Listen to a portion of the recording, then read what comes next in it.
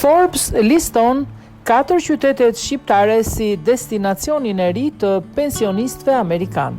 Shqipëria po fiton gjithmonë më shumë vëmendje si një destinacion i mundshëm për të kaluar vitet e pensionit.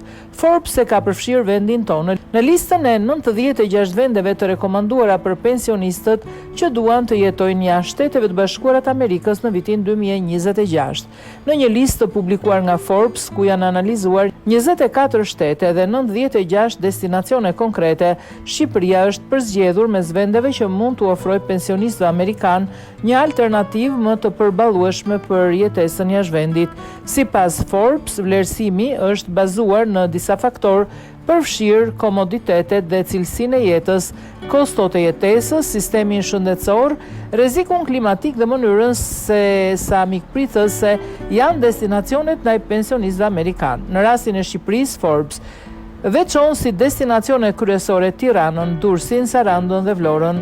Një prej avantazheve kryesore të Shqipërisë sipas përshkrimit të Forbes është kosto e jetesës, e cila konsiderohet shumë e ulët se mesatarja në Shtetet e Bashkuara të Amerikës.